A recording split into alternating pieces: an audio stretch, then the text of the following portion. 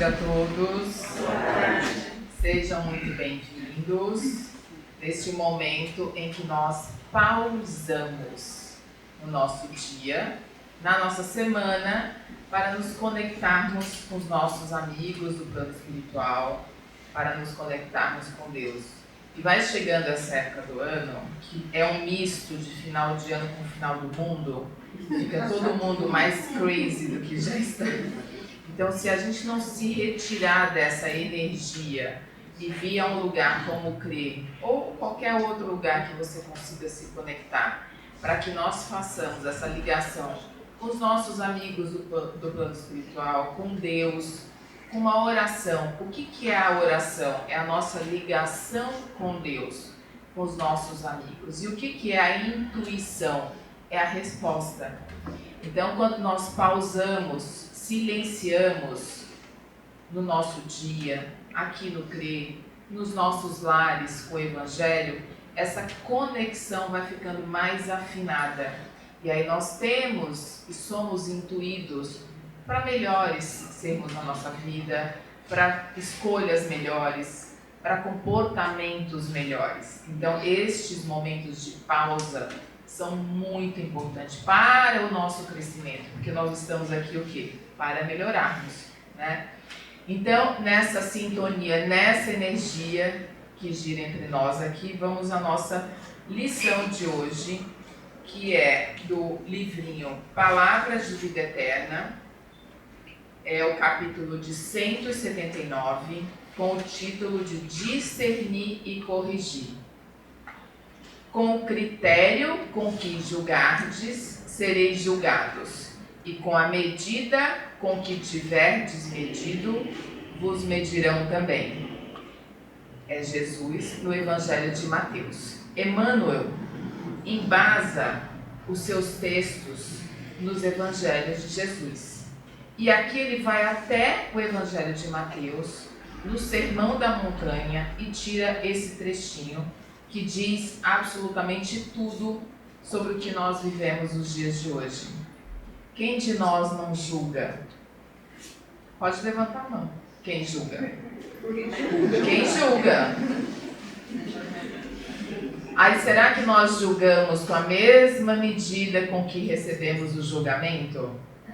Porque quando é para nós, nós somos condescendentes, né? Quando é para o outro, ó o dedo apontado. Eu destaquei aqui do texto o último parágrafo que Emmanuel fala o seguinte: se conseguimos discernir o bem do mal, é que já conhecemos o mal e o bem. E se o Senhor nos permite identificar as necessidades alheias, é porque de um modo ou de outro já podemos auxiliar. Esse já podemos auxiliar vai encontrar com o não julgar. Porque se nós estamos aqui para crescer, para evoluir, para melhorar, cada um está em um momento.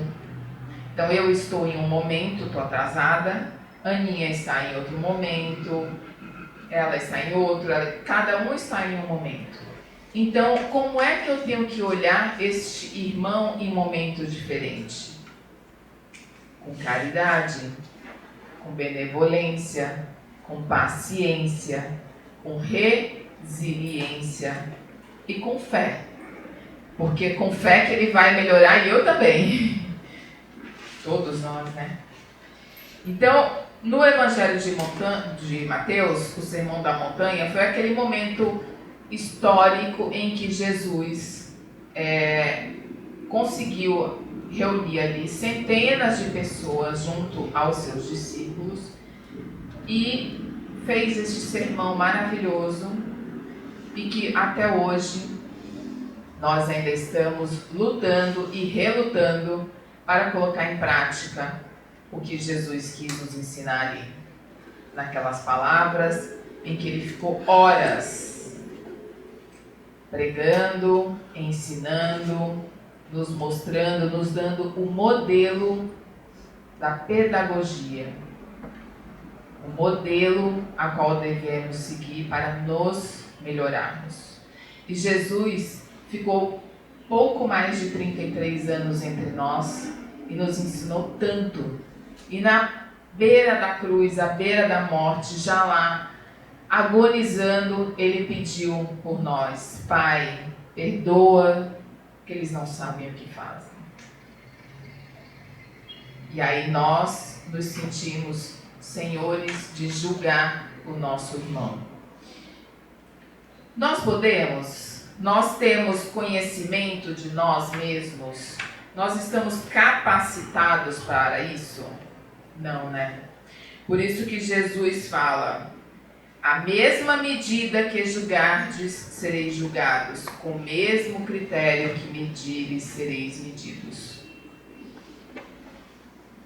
Somos muito bons no julgamento dos outros, né? O significado da palavra julgamento, a simples formação de uma opinião até uma severa sentença. Os dias de hoje, então, com redes sociais, nós julgamos, condenamos e deletamos, cancelamos a pessoa, né? Não só da nossa vida, como saímos difamando, pegamos as entrelinhas, só a chamada da notícia, não nos aprofundamos, não entendemos. Então eu quero trazer aqui, quem lembra da passagem da mulher adúltera? Aquela passagem em que trazem uma mulher arrastada pelo braço para o meio da praça, o homem falando que aquela mulher era adúltera, que ela era uma meretriz, virou uma confusão e vários outros homens já puxando e arrastaram, levaram ela até Jesus. Falaram: Mestre, vós que sois o Filho de Deus, puna essa mulher com as leis, exatamente como está na lei. Jesus falou: quem sois de vós que não cometeu uma injustiça ou um adultério? E aí a praça foi esvaziando, aqueles que estavam com as pedras na mão foram soltando as pedras, e a moça saiu, todos saíram, mas Jesus, que estava com Pedro olha para Jesus e fala assim: mas mestre, o que o senhor fez não é certo. Pedro vem de pedra. Então Pedro era duro. Mas eu tenho uma teoria. Eu acho que Jesus, quando escolheu os seus discípulos, cada um deles era para nos ensinar alguma coisa. Então, se eu, por exemplo, sou apaixonado por Mateus, mas Mateus ele era muito odiado pelos seus, porque ele era o cobrador de impostos. Mas ele tinha uma sapiência que me encanta, assim como Paulo. Então, cada um dos apóstolos tinham características que nós vamos encontrar em nós. E Pedro, todos nós temos um Pedro dentro de nós. Eu tenho, por exemplo. Então, Pedro fala assim: Senhor, você não vai castigá-la de acordo com as leis? O Senhor deixou ela sair, mas ela é um péssimo exemplo para as famílias e para as crianças. E Jesus, com aquela amorosidade, fala assim: cadê? Peraí, gente. Pedro, com a medida que julgamos, seremos julgados. Pedro acatou? Claro que não. Pedro insiste que alguma punição deveria cair sobre aquela mulher, que Jesus, como Filho de Deus, não poderia dar esse ensinamento de não justiça, de não punição. Jesus respira, fala: Pedro, meu irmão, quem de nós sabe a verdade de todos os fatos dessa história? Olha o cancelamento aí. Pedro queria cancelar a moça de qualquer jeito. Neste momento, uma senhora que estava ouvindo esse diálogo ao lado se aproxima dos dois e fala: Mestre querido, esta moça é minha sobrinha amada, irmã, filha de minha irmã. cega e paralítica. Nós moramos num vilarejo vizinho e viemos ao mercado em busca de alimentos. Na estrada para a cidade, um homem se aproximou dela e tentou possuí-la à força. Ela lutou, nós lutamos, mas ele se sentiu humilhado, ficou envergonhado porque havia outros homens em volta e agarrou à força, arrastando até a praça e falando que ela era uma mulher adúltera, uma meretriz. Os outros homens que estavam no entorno se sentiram na obrigação e também se sentiram ofendidos pela mulher, arrastando a moça e trazendo até o Senhor.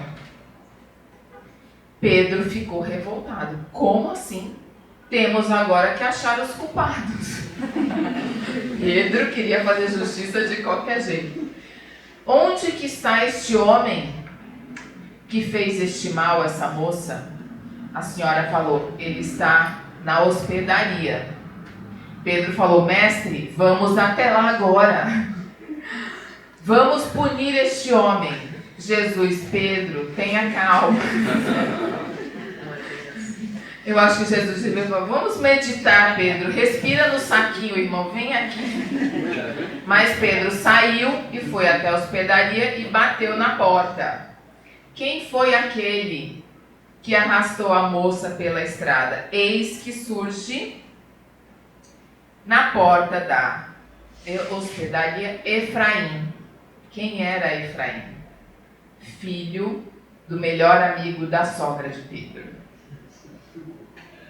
Pedro ficou passado, porque Efraim sentava à mesa da sua casa constantemente.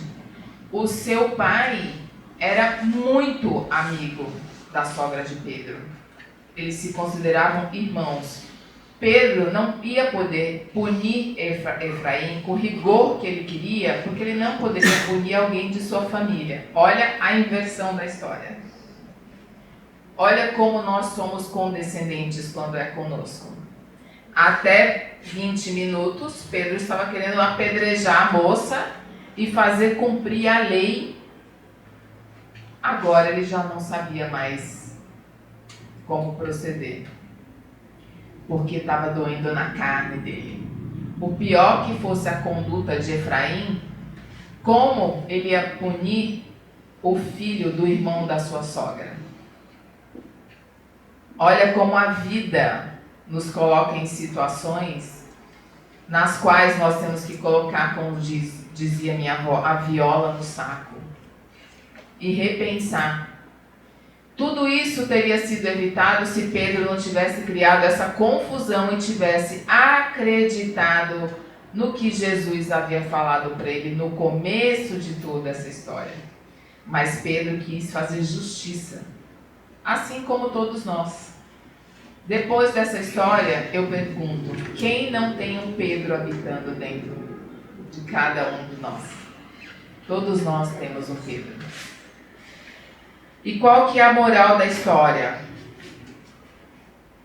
Jesus fala a Pedro, Pedro, não julguemos para que não sejamos julgados. Essa é a moral da história. Jesus, em vários momentos, ele falava, deixe aos homens o que é a justiça dos homens, o que é a justiça divina, meu Pai se encarrega. Ele, em nenhum momento, Jesus pegou para ele a responsabilidade de sentenciar a atitude de absolutamente ninguém. Assim como nós também não devemos fazer. Então, sejamos compassivos com os nossos irmãos para que eles sejam compassivos conosco. Quem é nosso modelo mais perfeito? Jesus. Por isso, meus irmãos, que somos todos irmãos, Jesus falava, somos todos irmãos, filhos de um pai, né? Por isso que Jesus No Pai Nosso ele fala Pai Nosso, ele nos iguala, então todos nós podemos chegar ao que Jesus foi. Pai Nosso que estais no céu, deixemos o julgamento espiritual para Deus e o julgamento dos homens para os homens de lei. É aqueles que estão lá, que deveriam estar cuidando das nossas leis, mas aí também Deus é que os julga. Olha o Pedro aqui dentro de mim, já querendo dar já virando colérico. Então, a importância da oração e da vigilância. Por isso que está aqui, nesta pausa do nosso dia, da nossa semana, fazer o Evangelho no lar, nos conectarmos para afinarmos a nossa intuição, que a resposta das nossas orações são tão importantes. E para encerrar, eu quero desejar a todos um excelente Natal. Natal é nascimento, renascimento, né? Porque Jesus ele renasceu entre nós, nos mostrando que a vida não é só aqui e agora. Ele, nos seus poucos 33 anos, como eu falei no começo, que passou aqui por nós, como todos nós estamos de passagem, vamos nos encontrar em algum momento, né? Que legado que nós queremos deixar aqui?